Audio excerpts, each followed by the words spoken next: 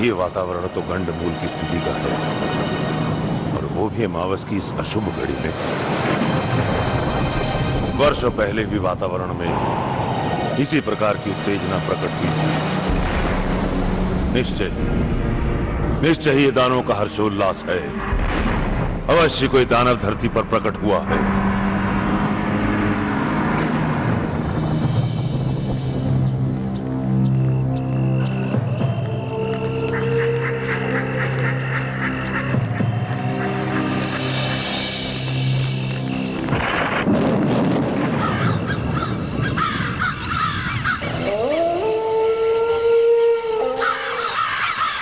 हे प्रभु, यह शुभ और मंगलकारी संकेत कैसे? कृपा करना प्रभु, जब भी वातावरण में इस प्रकार के संकेत प्रकट हुए हैं, अवश्य कोई न कोई प्रलय आई।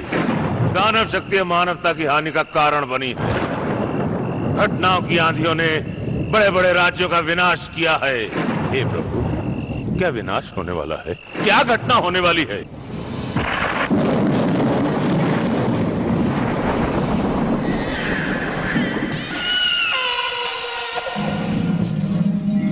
बधाई हो महारानी, बधाई हो। इस राज्य को युवराज और आपको बेटे की बधाई हो। आपने कुल दीपक को जन्म दिया है। चंचला, अभी जाकर महाराज को ये शुभ खबर दे दो कि भगवान ने उनकी सुन ली। उनको एक गौरवशाली पुत्र प्राप्त हुआ है। जो आ गया महारानी। जाओ। बधाई हो, बधाई, बधाई हो, बधाई। राजमहल में नन्हे राजकुमार की बधाई हो, बधाई हो। महाराज को बधाई हो। महाराज ये दासी अत्यंत शुभ समाचार लेकर आई है। महारानी पद्मावती ने नन्हे राजकुमार को जन्म दिया है। क्या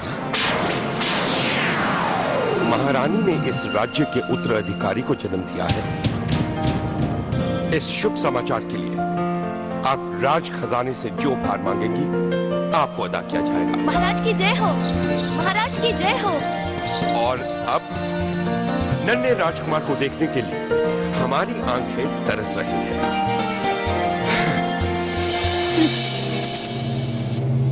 सुना दीदी, महाराज ने क्या कहा? अरे अभी तो हमारे सौत की पुत्र की आंख भी ठीक से नहीं खुली और महाराज ने उसे अपना उत्तराधिकारी घोषित कर दिया। ये नहीं हो सकता, कभी नहीं हो सकता। महाराज की प्रथम पत्नी मैं हूँ, अतः राज सिंहासन पर बैठने का अधिकार केवल मेरे पुत्र भानु प्रताप सिंह का ही है, बस। ऐ मेरे नन्हे राजकुमार, तुम वास्तव में अपने पिता के लिए बहुत भाग्यशाली हो। पद्मा, आज हम बहुत खुश हैं। कहाँ है हमारा राजकुमार? लाइए इसे हमें दीजिए। इसे अपनी बाहों में लेने के लिए हम कब से तड़प रहे हैं।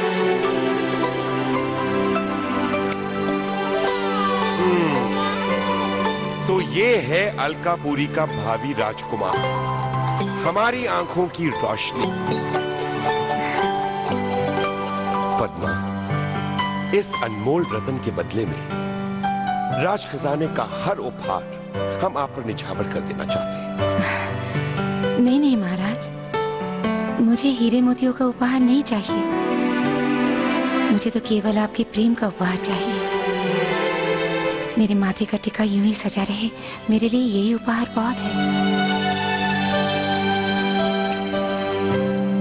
पद्मा, आपका प्रेम कितना निस्वार्थ है। आपने हमसे आज तक कुछ नहीं मांगा, इसलिए हम आपको वचन देते हैं, हम आपके पुत्र को इस राज्य का उत्तराधिकारी बनाएंगे। हम आज अभी इसी वक्त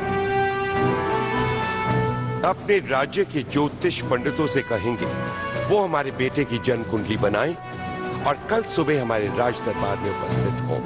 अलकापुरी नरेश महाराजा प्रताप सिंह की जय हो। जय हो। महाराज, ये बताते हुए मुझे गर्व प्रतीत हो रहा है कि नन्हे राजकुमार की जन्म कुंडली सर्वगुण संपन्न है। मकर राशि में सूर्य और 12वें स्थान में बृहस्पति, ये निसंदेह चक्रवर्ती सम्राट होने के लक्षण है।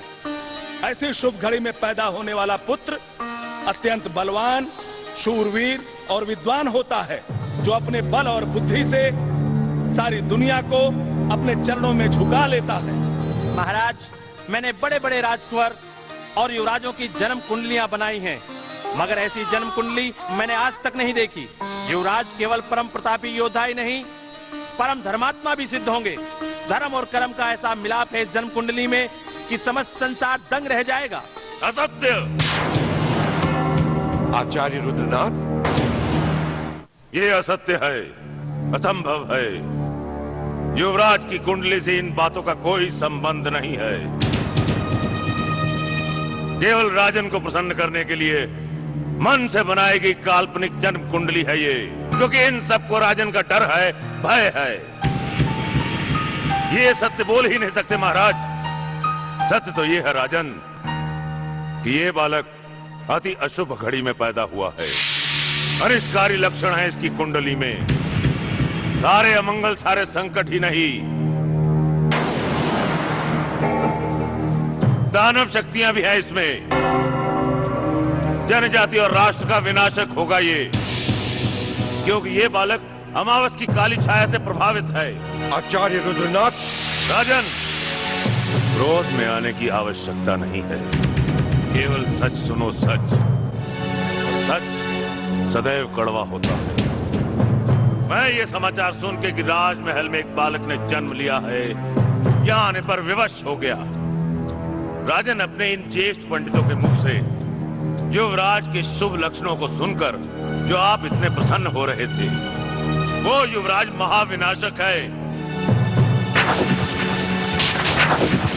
वो आपके और राज्य के संकटों का कारण बनेगा।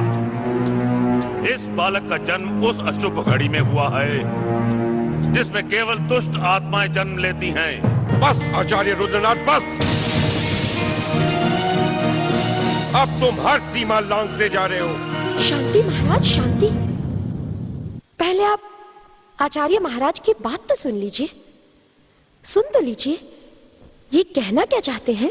महारानी, ये बालक किसका रूप है मैं अच्छी तरह जानता हूँ। यदि आपको मालूम होता तो इस शुभ अवसर की घड़ी पर आप इस तरह की अशुभ बातें नहीं करते। परिणाम क्या है जरा सोच लीजिए। परिणाम आप सोचिए राजन। अगर मेरी बात ना मानने की भूल आपने की, इसलिए मैं फिर आपको चेतावनी देता हूँ कि अपने इस पुत्र से जितनी जल्दी हो सके छुटकारा पालो। छुटकारा पालो? ये बालक कोई अनाथ आश्रम से नहीं लाया गया आचार्य महाराज। ये तो राज